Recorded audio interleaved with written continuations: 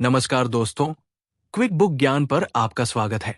आज हम बात करने जा रहे हैं मनी वर्क्स किताब की, जिसे अभिजीत कोलाबकर ने लिखा है। हमने इस पूरी किताब को 10 आसान और समझने योग्य अध्यायों में बांटा है, ताकि आप हर एक जरूरी सीख को अच्छे से समझ सकें।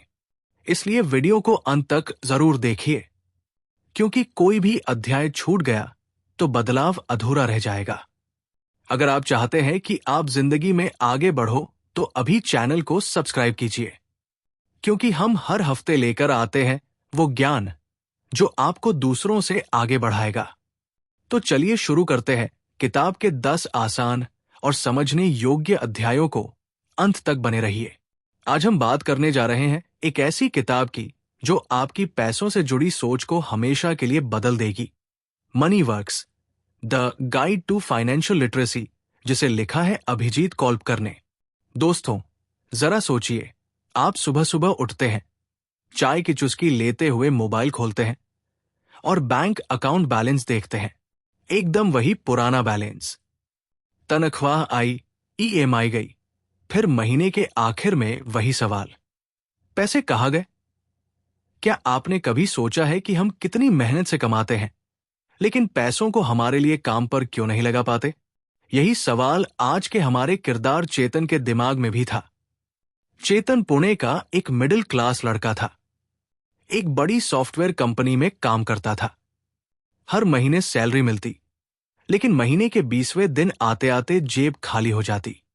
बाकी दोस्तों को घूमते फिरते, इन्वेस्टमेंट करते देखकर सोचता, मैं क्यों नहीं कर पाता? एक दिन चेतन की मुलाकात कॉलेज के पुराने दोस्त आलोक से हुई। आलोक अब एक फाइनेंशियल एडवाइजर था। उसने हंसते हुए कहा, अरे भाई, तू अब भी पैसे के लिए काम कर रहा है? पैसे को अपने लिए काम पर लगाना सीखा क्या? यहीं से चेतन की जिंदगी बदलने वाली थी। आलोक ने उसे एक किताब पढ़ने को दी, मनी वर्क्स। इस किताब ने चेतन को वो सिखाया जो स्कूल या कॉलेज में किसी ने नहीं सिखाया था। आइए जानते हैं चेतन की इस यात्रा में किताब के 10 सबसे बड़े सबक, जो आपकी जिंदगी भी बदल देंगे। अध्याय 1, पैसों को समझना सबसे जरूरी है। दोस्तों, कहानी यहीं से शुरू होती है। चेतन ऑफिस से घर लौट रहा था। रास्ते में सोच रहा था, मैं इतनी मेहनत करता हूं, फिर भी महीने के आखिर में जेब खाली क्यों रहती है? यह सवाल शायद आपके मन में भी आया होगा। घर पहुंचते ही उसने आलोक को फोन किया। यार, तू तो अब फाइनेंशियल एडवाइजर है, मुझे बता, आखिर गलती कहाँ है? आलोक हंसकर बोला, चेतन, तू पैसे कमाना जानता है, लेकिन पैसे को समझना नहीं जानता। यही किताब का पहला सबक है।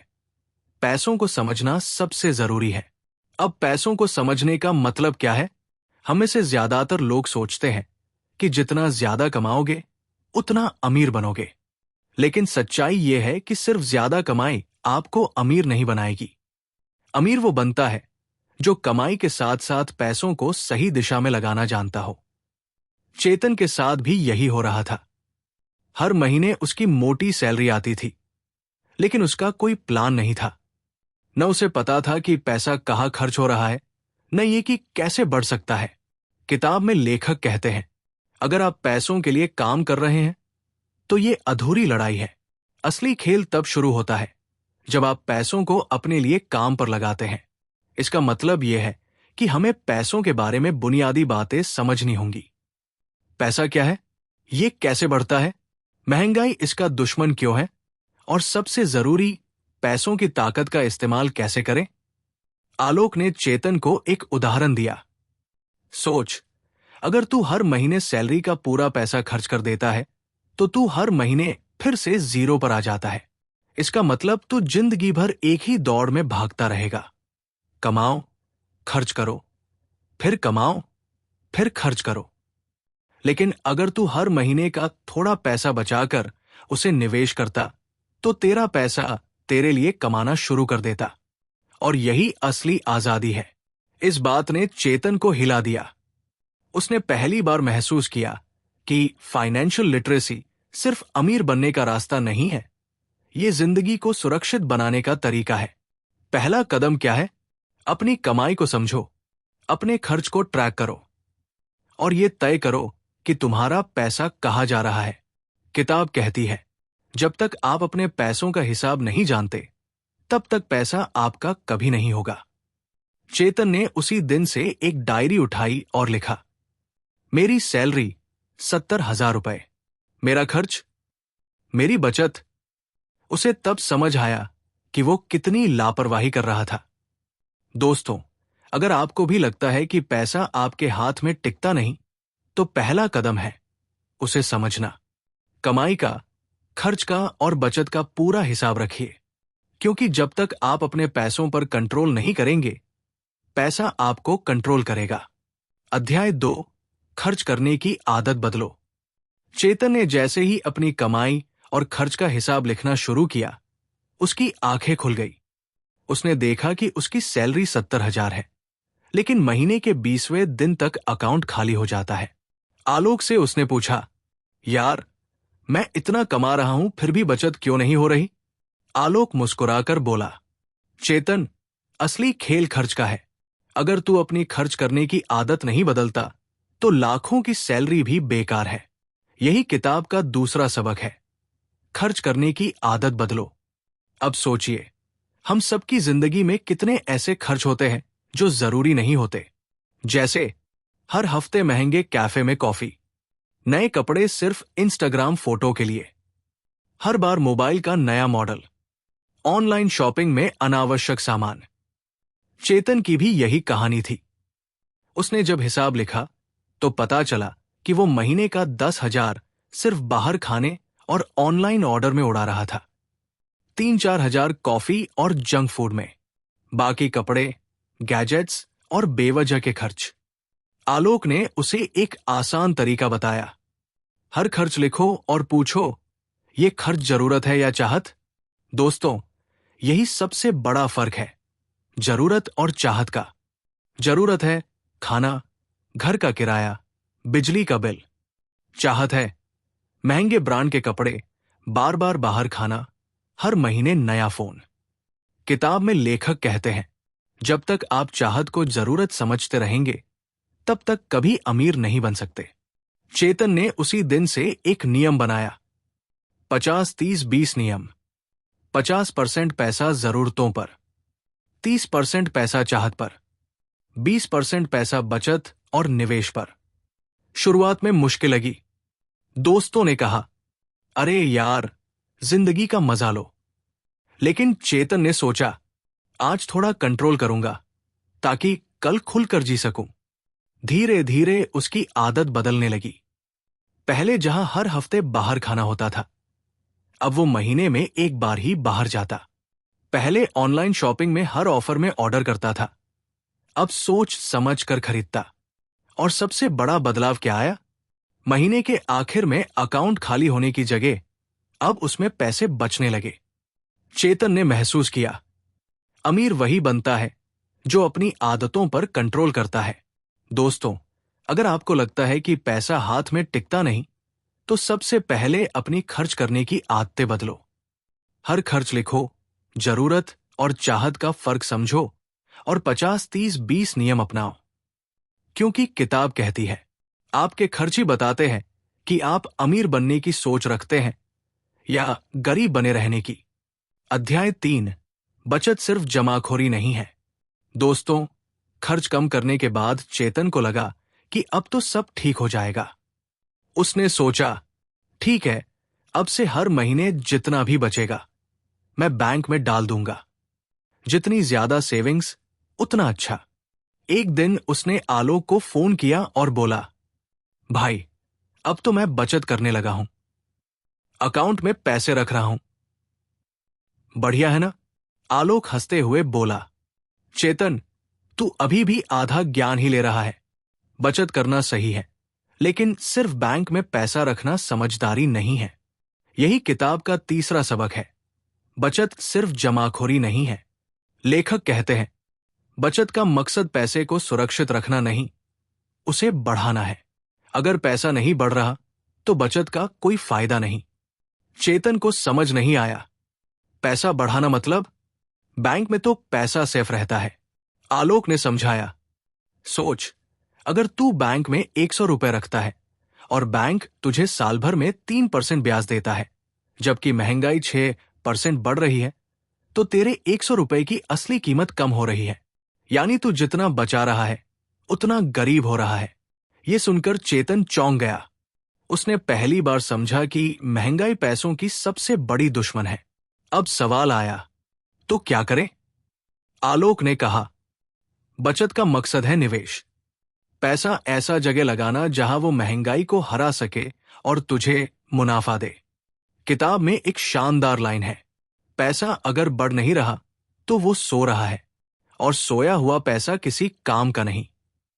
चेतन ने फैसला किया कि अब सिर्फ बचत नहीं करेगा, बल्कि निवेश करना सीखेगा। उसने छोटे छोटे कदम उठाए। बैंक अकाउंट में पड़े पैसे को अलग अलग जगह लगाने लगा। एक छोटी सिप शुरू की और निवेश के बारे में पढ़ना शुरू किया। उसने महसूस किया कि असली खेल यह है, बचत करो, लेकिन उसे सही जगह लगाओ ताकि पैसा भी मेहनत करे। दोस्तों, अगर आप भी सिर्फ बैंक अकाउंट में पैसे जमा करके खुश हो रहे हैं, तो ये सोच बदलो। बचत अच्छी है, लेकिन निवेश के बिना बेकार है। पैसा तभी ताकतवर है जब वो आपके लिए और पैसा बनाए। किताब कहती है, आपका पैसा भी मजदूर की तरह काम करे। जब आप सो रहे हो, तब भी आपका पैसा कमाई करता रहे। और यही चेतन की जिंदगी में असली बदलाव की शुरुआत थी। अध्याय 4, पैसों को काम पर लगाओ। दोस्तों, चेतन ने बचत करना सीख लिया था और उसे समझ आया कि सिर्फ पैसा जमा करके रखने से कुछ नहीं होगा। लेकिन अब असली सवाल यह था, पैसों को काम पर कैसे लगाए? एक शाम चेतन फिर आलोक से मिलने गया। उसने पूछा, यार, ये तो समझ में आ गया कि बचत जमाखोरी नहीं है, पर पैसा काम कैसे करता है? आलोक ने मुस्कुराते हुए कहा, चेतन, इंसान एक समय में जितना काम कर सकता है उतना ही कर पाएगा। लेकिन अगर पैसा काम करने लगे तो उसकी कोई सीमा नहीं। पैसा नींद नहीं लेता, छुट्टी नहीं लेता और तुझसे ज्यादा मेहनत करता है। यही किताब का चौथा सबक है, पैसों को काम पर लगाओ। आलोक ने चेतन को एक किस्सा सुनाया। सोच, तू हर महीने सैलरी से 5,000 रुपए अलग निकालता है और उसे निवेश करता है। ये छोटा सा बीज है। ये बीज बढ़कर पेड़ बनेगा और उस पेड़ पर फल लगेंगे। ये फल यानी मुनाफा, और यही मुनाफा फिर नए बीज देगा। इसे कहते हैं चक्रवृद्धि यानी कंपाउंडिंग। जितना ज्यादा समय पैसा पेड़ बनने में लगेगा, उतने ज्यादा फल देगा। चेतन ने पूछा, लेकिन कहां निवेश करूं? आलोक ने समझाया, तेरे पास कई रास्ते हैं, mutual funds, share market, real estate, gold. लेकिन सबसे आसान तरीका है म्यूचुअल फंड में सिप। हर महीने एक तय रकम डाल और समय को अपना दोस्त बना। चेतन ने वही किया। उसने महीने की 5,000 रुपए की सिप शुरू कर दी। शुरुआत में लगा, इतने कम पैसे से क्या होगा? लेकिन जब आलोक ने उसे 10 साल बाद का ग्राफ दिखाया, तो उसकी आंखें खुली रह गई।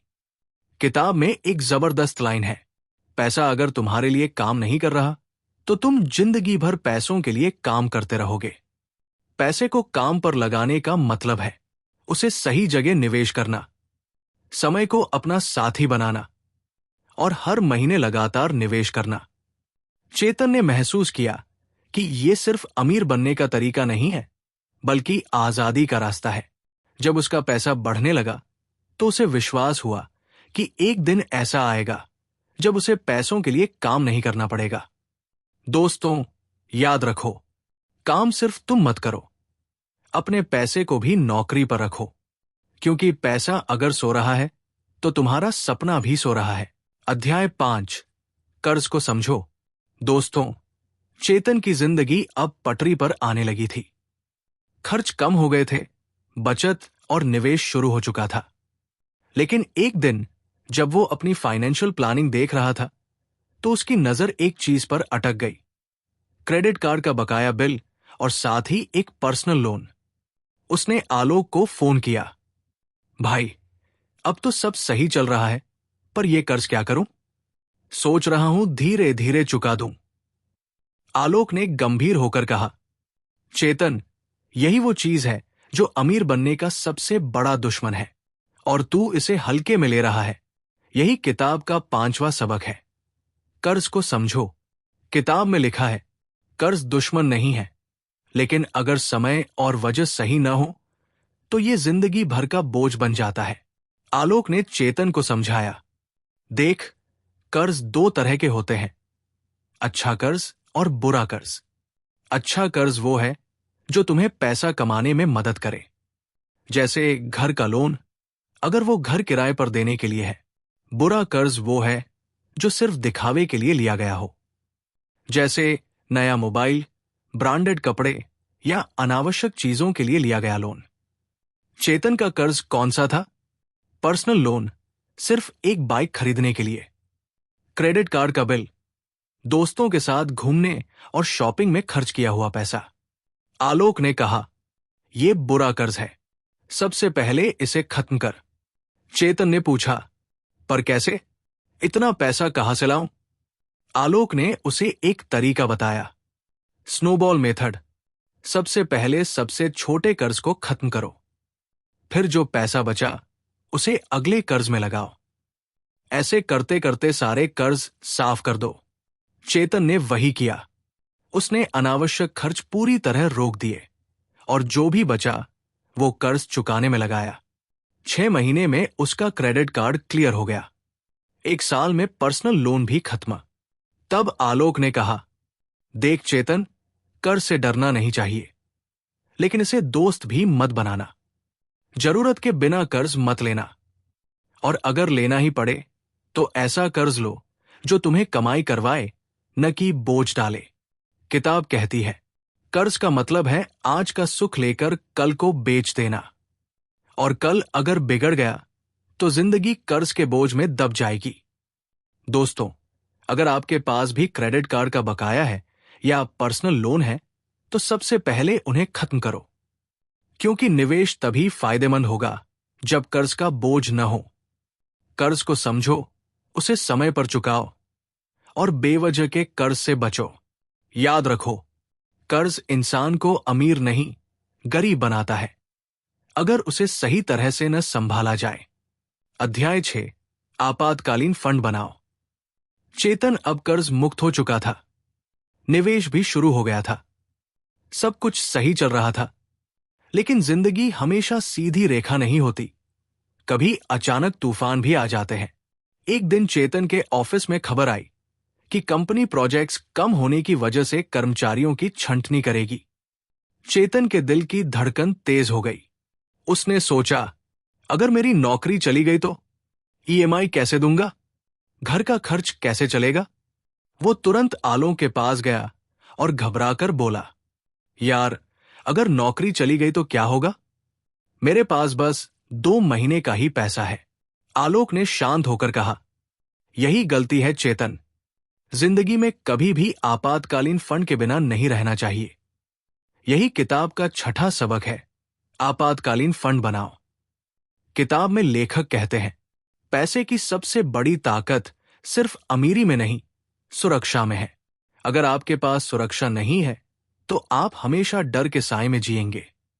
आपातकालीन फंड का मतलब है कम से कम 6 महीने के खर्च जितना पैसा एक अलग अकाउंट में रखना। यह पैसा सिर्फ आपातकाल में इस्तेमाल होगा। नौकरी चली जाए, मेडिकल इमरजेंसी, घर में अचानक कोई बड़ा खर्च। चेतन ने पूछा, 6 महीने का खर्च, इतना बड़ा अमाउंट कैसे बनाए?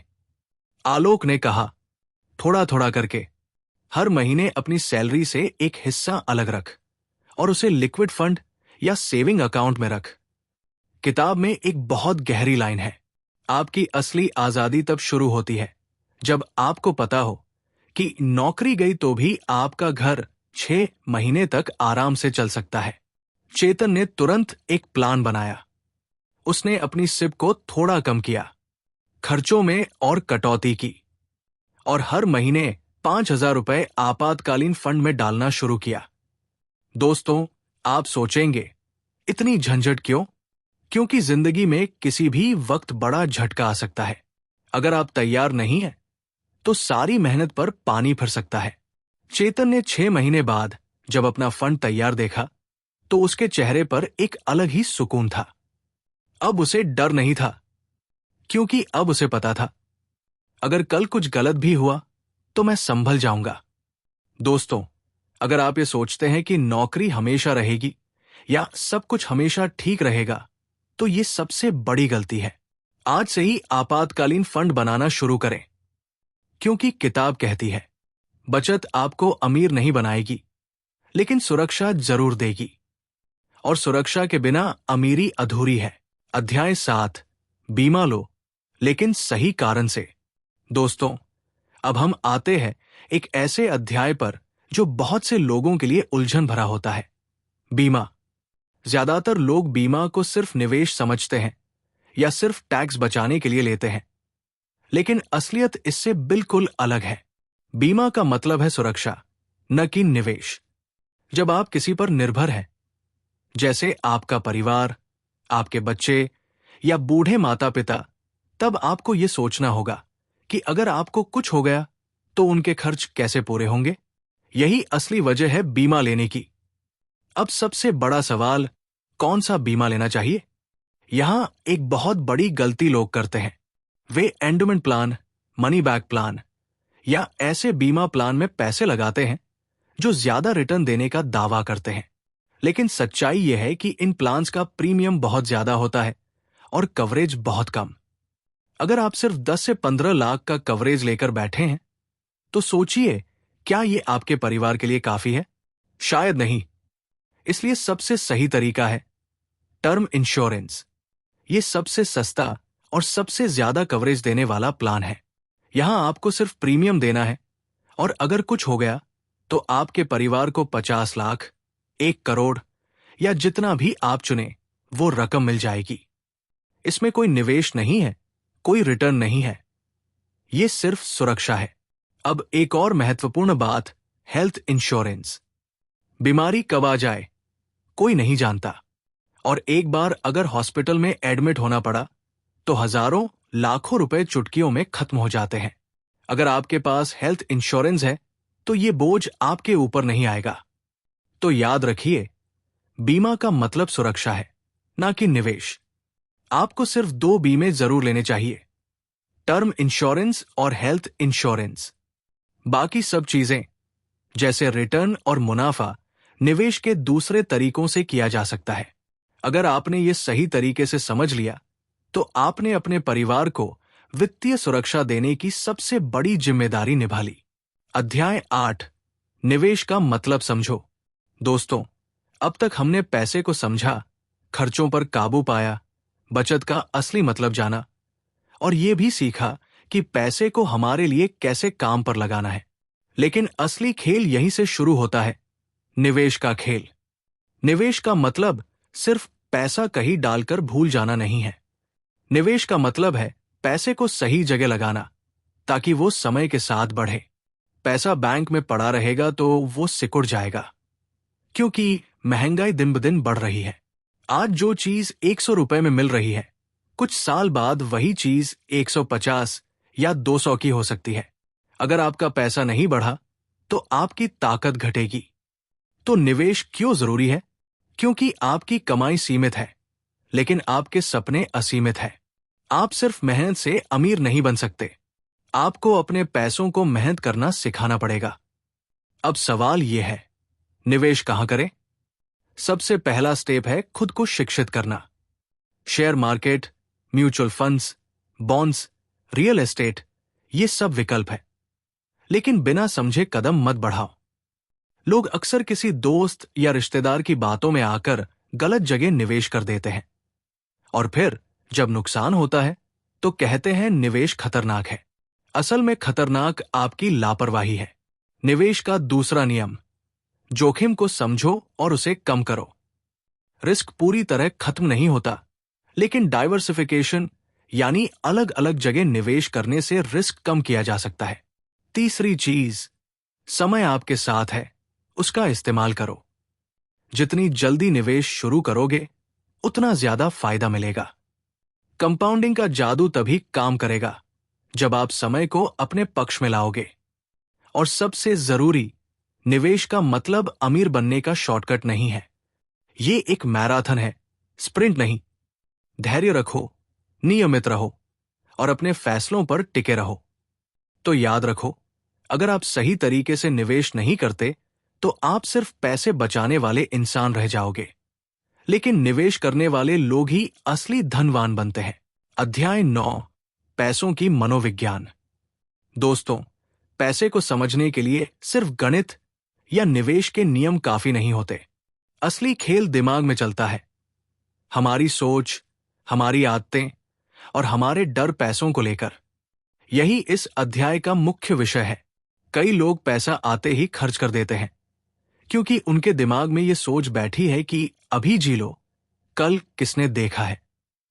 वही कुछ लोग पैसे को पकड़ कर रखते हैं, खर्च करने से डरते हैं, क्योंकि उन्हें लगता है कि कहीं भविष्य में जरूरत पड़ गई तो क्या होगा। दोनों ही सोच लंबे समय में नुकसान करती है। पैसों की मनोविज्ञान को समझने का पहला कदम है अपने पैसों को लेकर भावनाओं को पहचानना। क्या आप पैसे को सिर्फ स्टेटस सिंबल मानते हैं? क्या आपको पैसा खर्च करने में गिल्ट होता है? क्या आप दूसरों को दिखाने के लिए चीजें खरीदते हैं? ये सवाल खुद से पूछना जरूरी है। इस अध्याय में एक और बात समझाई गई है, धैर्य और लालच। निवेश करते समय लोग या तो जल्दी अमीर बनने के लालच में गलत फैसले लेते हैं या डर के कारण सही मौके छोड़ देते हैं। अगर आप शांत रहकर, प्लानिंग करके और लॉन्ग टर्म सोचकर पैसे को मैनेज करेंगे तो जीत आपकी होगी। याद रखिए, पैसों का खेल सिर्फ बैंक अकाउंट में नहीं, दिमाग में चलता है। सही मनोवृत्ति के बिना कोई भी फाइनेंशियल प्लान काम नहीं करेगा। इसलिए इस अध्याय का सार है, अपनी सोच पर काबू पाओ, तभी पैसों पर काबू पाओगे। अध्याय 10, पैसे का मकसद सिर्फ अमीरी नहीं है। दोस्तों, जब हम पैसे के बारे में सोचते हैं तो दिमाग में सबसे पहले क्या आता है? महंगी कारें, बड़ा घर, लग्जरी लाइफस्टाइल, है ना? लेकिन इस अध्याय में एक बहुत गहरी सच्चाई बताई गई है। पैसे का असली मकसद सिर्फ अमीर बनना नहीं है। सोचिए, अगर पैसा सिर्फ अमीर बनने के लिए है तो फिर क्यों बहुत सारे करोड़पति भी खुश नहीं होते? क्यों कुछ लोग ढेर सारा पैसा होने के बावजूद बेचैन रहते हैं? इसका जवाब है, क्योंकि उन्होंने पैसों को सिर्फ एक नंबर समझा, एक रेस बना दिया, लेकिन मकसद नहीं। पैसा असल में क्या देता है? सिक्योरिटी, फ्रीडम और चॉइस। जब आपके पास पर्याप्त पैसा होता है तो आप मजबूरी में नहीं, अपनी मर्जी से फैसले लेते हैं। आप वो काम करते हैं जो आपको पसंद है, सिर्फ इसलिए नहीं कि उससे ज्यादा पैसा मिलेगा। लेखक कहते हैं, अगर आपका मकसद सिर्फ अमीर होना है तो आप कभी भी संतुष्ट नहीं होंगे। हमेशा कोई न कोई आपसे ज्यादा अमीर होगा और आप रेस में लगे रहेंगे।